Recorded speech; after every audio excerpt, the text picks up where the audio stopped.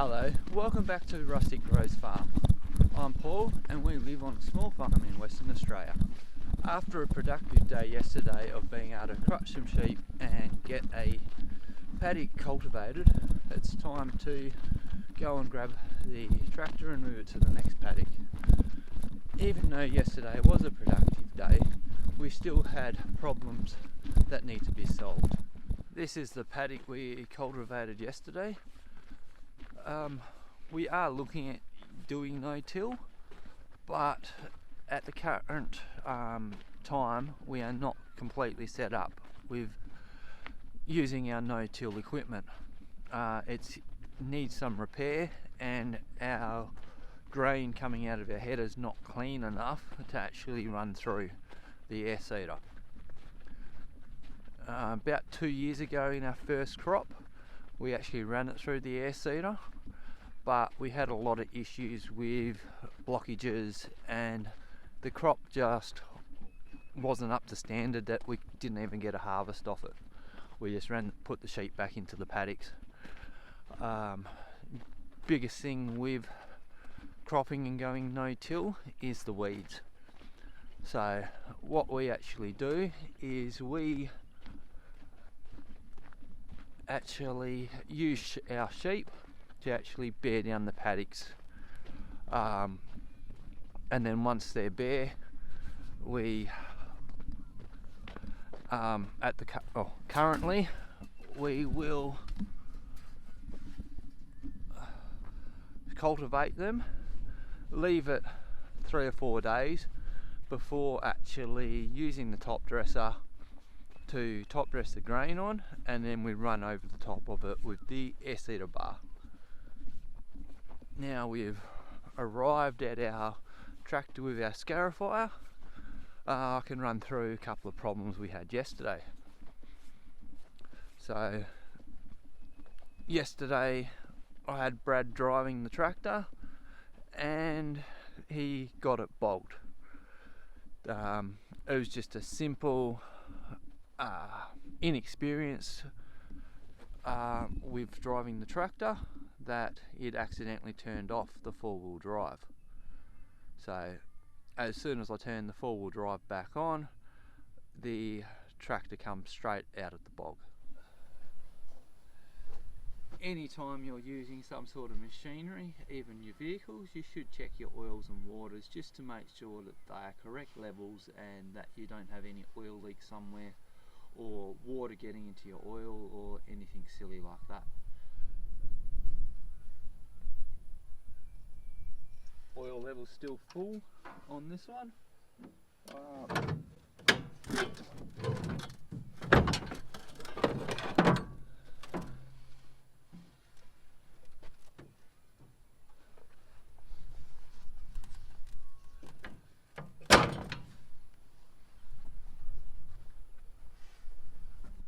We also had a coolant leak yesterday on this tractor. I had to replace this hose here as it was actually leaking at this fitting. The old hose was really old, brittle, and therefore even by tightening up the clamp or removing part of the hose it would still leak. So I just found another bit of hose in the shed that I've replaced that with.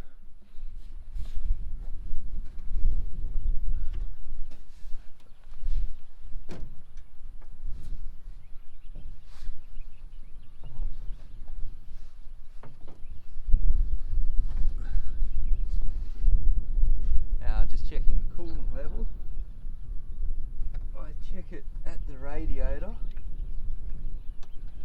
to make sure the radiator is full, because sometimes if you check your overflow it will be full but the radiator will be empty or low down, that it won't actually push coolant back into the radiator after the machine's cooled down ready for the morning. So with cooling systems, the radiator needs to be full for the overflow tank to actually work correctly. It works on a vacuum system, which in turn allows coolant to go out of the radiator into the overflow, but when the machine cools down, the vacuum from the radiator allows the coolant to be sucked back out of the overflow tank and back into the radiator, so the radiator stays full at all times. But if the radiator is not full to start with, radiator cap can't do the job it's meant to do, and the radiator will go to a lower level.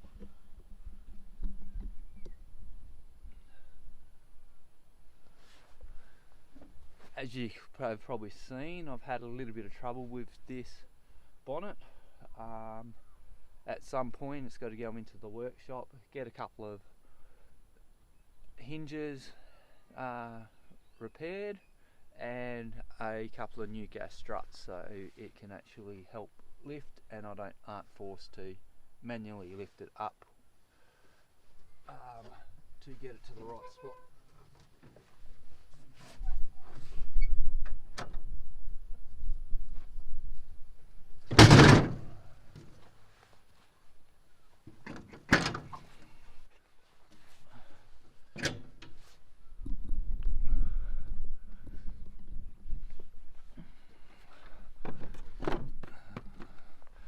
Due to the bonnet hinges and stuff being broken, that has allowed for this light here to actually come out. So the hinge just in here, when it's got a little stud that has actually come out, I think it might be this top one. So yeah, when I get into the workshop, I'll probably have to pull the bonnet off, weld that stud back into place, and then put the bonnet back on and get a couple of new gas struts as well. This tractor actually uses an isolator to cut the power after you shut it down, and this is the isolator here. So at the end of the day I switch it off, and then when I need to use the tractor again, I switch it back on, so then I can start it.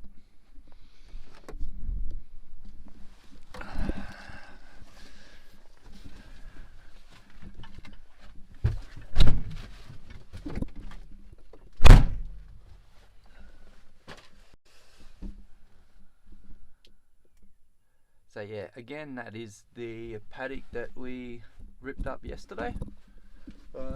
But now it's time to move to our next paddock.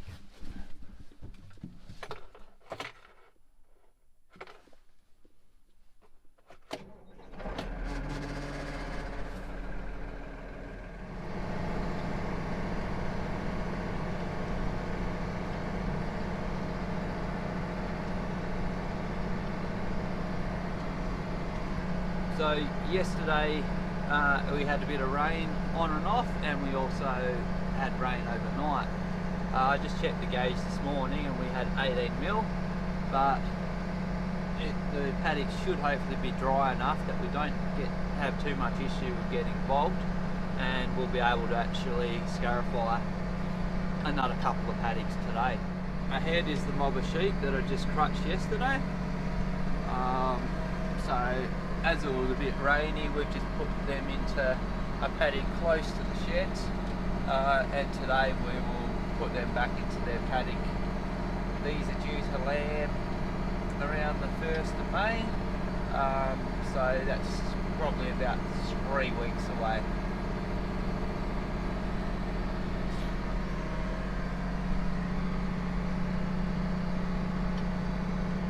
As the tractor is warming up, I'm not going full RPM, I'm probably only about 3/4 throttle. With engines, cars, pretty much any engine, you don't want to run it at full throttle or high idle first thing after it's been started. You want to try and allow the engines to actually warm up. The main cause of engine wear is actually done when, sorry, I'll rephrase that. Most engine wear is actually when the engine is cold. So when the engine and the oil and coolant and everything is actually warmed up, you have less wear on your actual engine components. It's always advisable to warm your engines up before going full RPM. Otherwise, yeah, and you'll just get better life out of your engines. As you'll see, this paddock is fairly green, but it's still got a few bare patches, or patches that I think are bare. This is kind of like a go-through paddock for us. It connects a lot of the farm, and so this isn't a paddock that we like to put in crop.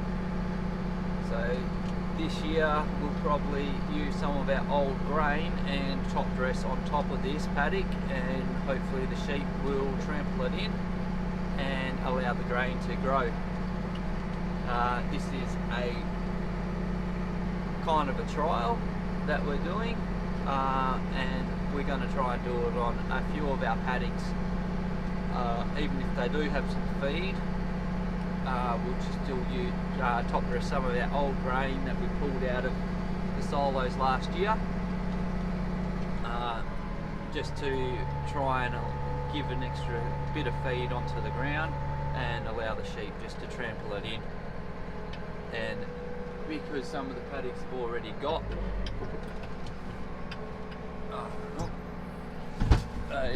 this gate is a little bit of a tight one, so I didn't set myself up properly, so now I have to reverse back and go through it again.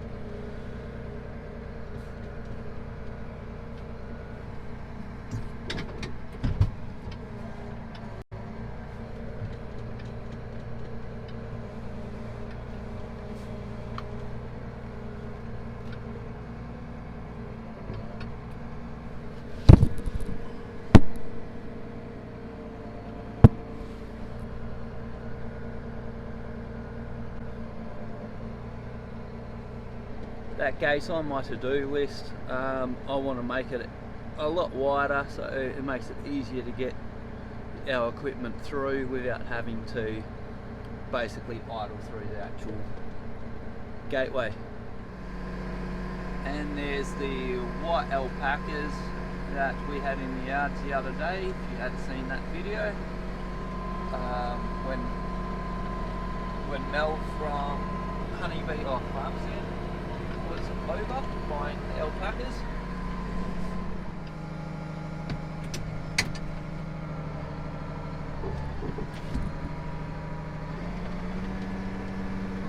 Up ahead where the sheep are is a paddock that we had in crop last year. You can see it's still got a little bit of stubble on there, but it's all nice and green, and has actually got some half decent growth. So that should keep these ewes happy, but these ewes are pregnant and still need crutching. So once I've finished crutching these, we're going to put them into a different paddock ready for lambing.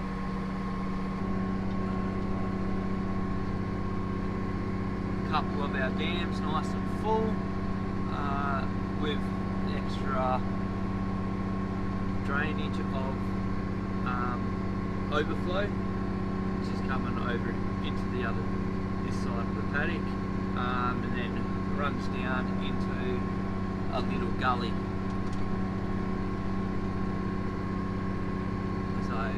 Those dams filled up pretty much from the big storm that we had a couple of weeks ago now. Some more sheep from that same mob into this other paddock. As you can see, this paddock's a little bit barer than what I'd like, but it still had too much dry grass on it to crop. So this paddock isn't going in. We're actually going to do this little paddock here. I'll be able to open the gate and show you a little bit more as we do our first lap. now we've arrived into the paddock that we're ripping up, so it's time to do our first lap. We don't actually go up to the fence line when we're cropping. This gives us an opportunity to drive around the actual edge of the crop without actually running over any of the crop. At least by being able to drive around the edge, we can do any fencing work or clean up some old fences, etc. While the paddock is still in crop. This paddock also has a water pipe running down the fence line, so before you dig holes or Scarify or anything that disturbs the ground, just try and know where all your water pipes, power lines, phone lines, etc. are on your property, because you don't want to be cutting any of those services and then having to get them repaired professionally or actually have to repair them yourself.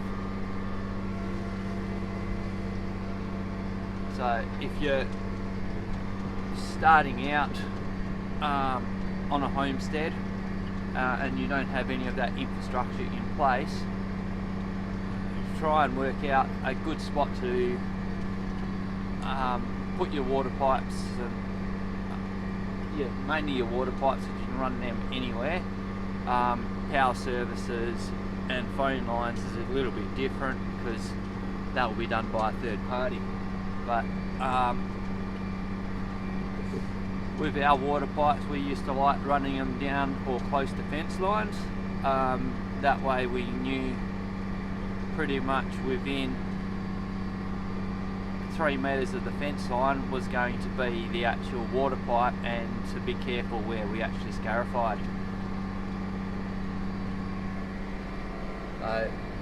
This one has a bit of a natural gully which goes into the dam, so we're not actually going to worry about going close to the fence line and do that bit.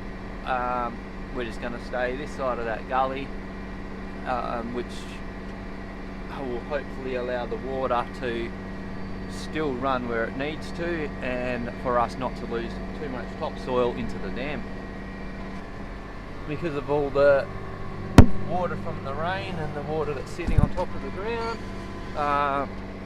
we're actually pretty much getting bogged in this little area here. So I've just lifted the scarifier up and keeping the tractor moving so we can get out of it.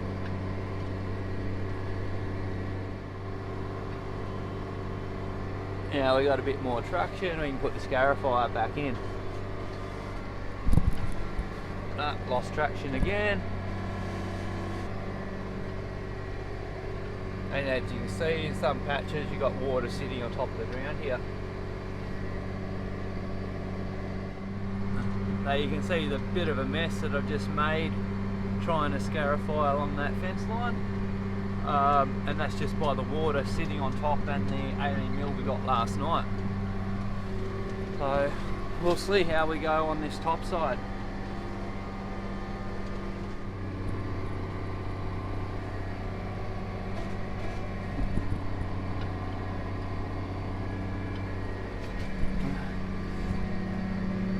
As you can see, we've come up to the top side, and you can see how it's a little bit barer. In the other parts of the paddock, it looks like it's got a lot of feed on it, and that is one of the reasons why we scarify. At this stage, as I was saying before, we're not set up to go no-till, but we don't actually use chemicals, so at least by using the scarifier we can try and control some of those weeds chemical free and get a crop that we're happy with without too much other inputs as well. As you can see, that's a bit of loose wire out in the middle of the paddock, so on my next round I will actually stop and put that closer to the fence line, so when we get a chance to come out and removed this old fence, we'll pick that up at the same time. Got water lying on top of the ground here, so we'll see how the tractor handles this little bit.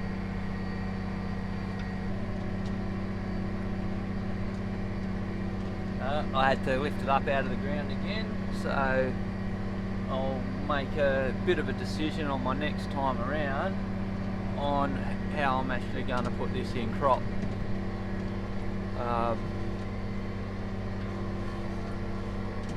Due to the natural hollows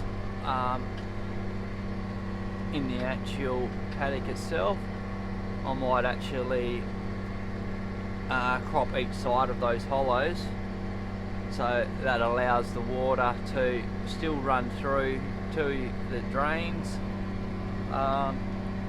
and also allows for less topsoil to get washed into the dam and down into those drains. So we're trying to incorporate some permaculture principles and regen ag principles into our farming, and we know that a lot of that is to look at the contour of the land and see how that can work with us, and that's why we try and go this side of that contour,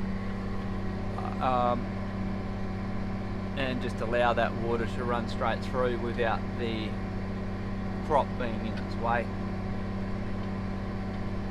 Normally this paddock would be fine to put in crop and rip up the whole lot, but as I'm looking at all that paddocks, it is a matter of trying to incorporate some of those regen ag and permaculture principles. So yeah, we want to try and leave the land better than how we found it, but we also know that we need to generate income to be able to keep moving forward and doing these principles as well. Another trick with scarifying is to not travel too fast. If you travel too fast, then you actually make the cultivating lines deep, and with them being too deep, it makes the paddock really rough to drive over. So just looking at this contour, I'm going to turn here. That was where I started getting bulk just there. I've turned before that and started heading back towards the other fence line. So you might be able to see it, that's actually the low point around there. And yes, I'm just travelling across, and you'll see up here where I actually lifted the Scarify out of the ground.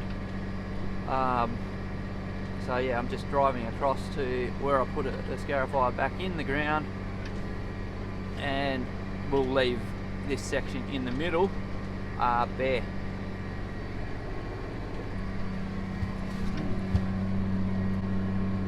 You might see on the bit that we've just scarified how it's turned over the dirt. By leaving this 3 or 4 days, it will try and allow those weeds to die off, and then we will top dress over the top our grain and then run over with the air seeder bar, which will hopefully cover the grain, and it will also knock those weeds around again, so hopefully it gives the grain a chance to actually come up before the weeds get back hold of the ground, and should hopefully give the grain a head start and choke out some of those weeds. Here's another couple of dams that filled up from that storm.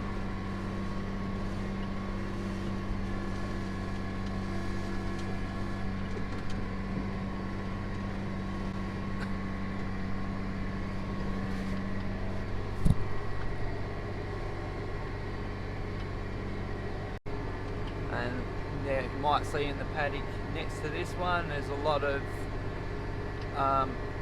little square hay bales. So we actually cut that paddock a couple of years ago and thought that we would put it into hay. It was just meadow grasses that were baling. We just didn't get around to actually carting them, and in hindsight we probably should have never baled that paddock and just chopped and dropped it. So that's a job on our to-do list, is actually to go and cut the strings off all those bales, spread them around, and actually use it as mulch in that paddock for the grass that's already growing up there. And if it becomes too long again, we'll probably just chop and drop it and allow the grasses to naturally compost and build up that soil. Just get up to this top corner and then start the other side of this natural hollow. Okay, you can see the water lying on top of the ground and where the tractor actually went to sink. So I'll just get away from this water, pick another line and start heading towards the fence line with the little square bales. You can probably see we're around 30 metres away from the other part that we're actually scarifying. But that should give the water that natural course to actually run down to the drain and then hopefully into the dams. And that's the big mess that I did on my first lap. So I've come in probably about 30 metres or so from that as well, and heading towards the other fence line. And we're still too wet. So let's have another look at this paddock. I'm going to pick up here again, and we're going to head up and around this section.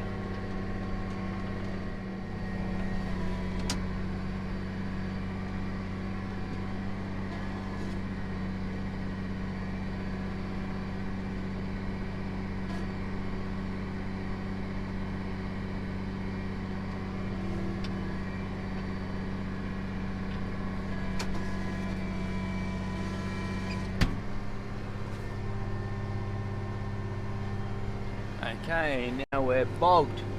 It actually went down on that one wheel, so we'll have to try and reverse back out of this and see how we go.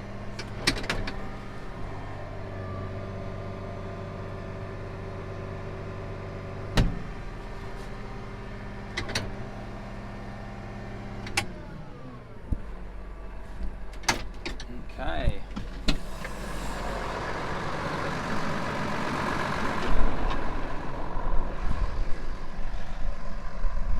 As you can see, this doesn't actually look too good.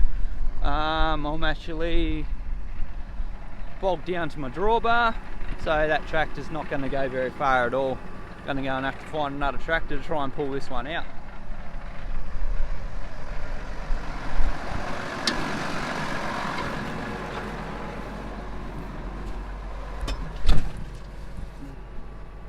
So after I pretty much bogged down to the actual drawbar, I've disconnected the scarifier and the hydraulic line and dug around the wheels to try and help bring the tractor out. And we also have one of the other tractors down here to help pull it out at the same time. So we'll see how this goes.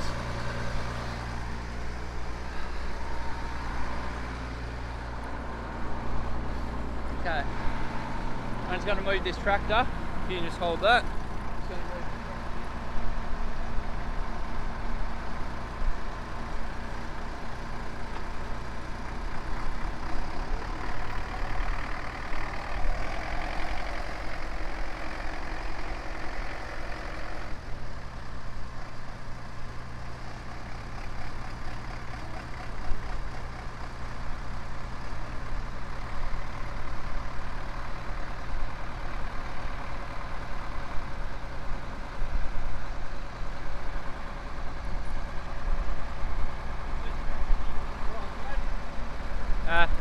that one. This one, you're right with that one? Yeah. It's more warmer in there. Yep. Okay.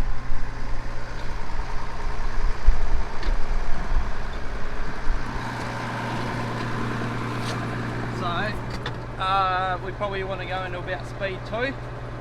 So, yeah, foot on the clutch, speed 2, leave the rev slow, and I'll try and pull from that one. Yeah.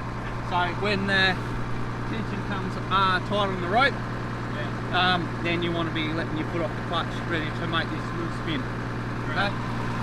No worries. What if you just get stuck? Then put your foot back on the clutch to stop the wheel spinning.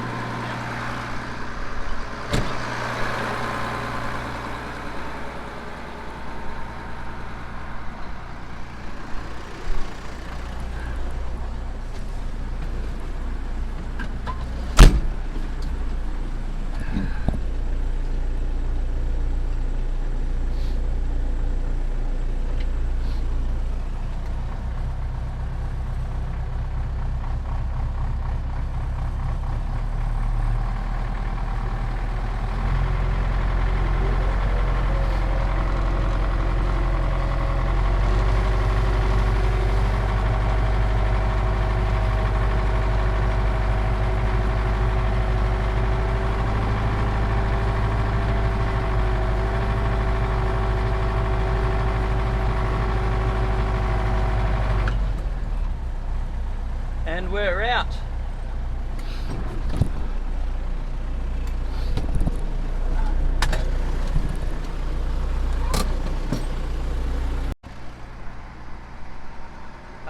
Now just for safety, we just make sure that Brad's got this one in park and not put on the clutch, because we want to just, that's all in park, yep. No foot, yep. I'm just going to disconnect it. So now we can disconnect our tow chain or tow rope.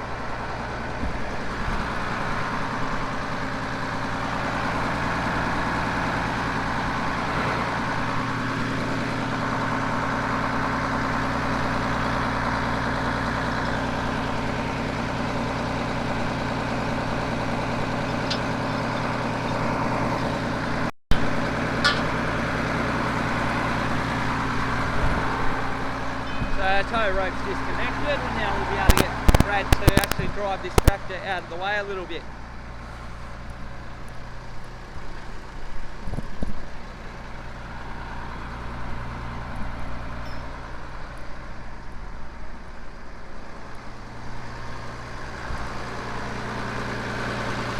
Brad, can you just drive the tractor away a little bit?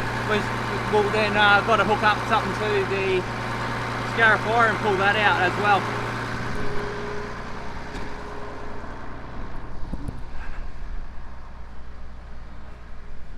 So now we can have a bit more of a look at the Scarifying. So it's pretty bogged.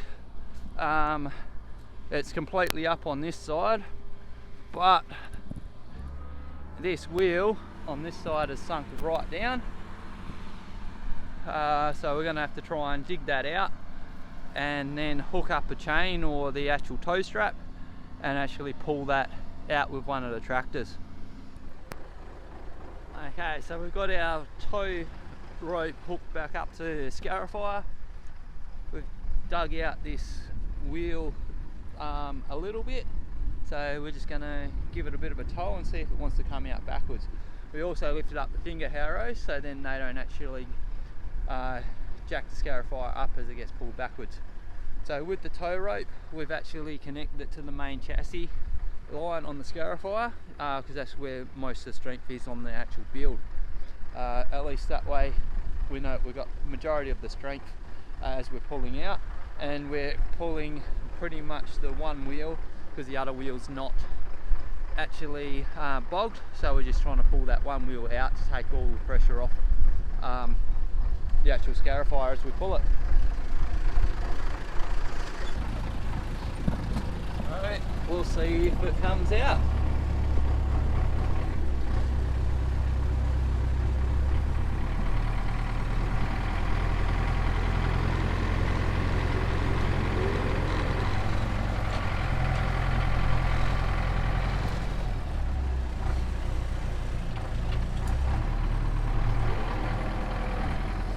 it decided to come out enough, so now we're just going to change where we've got that tow rope and reposition the tractor to pull it from the centre.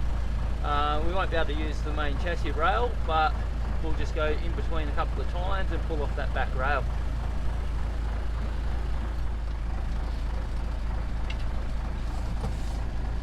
We're connected back up again. We'll just see how it goes. So I just want to pull it back so then we can connect it back up to the other tractor.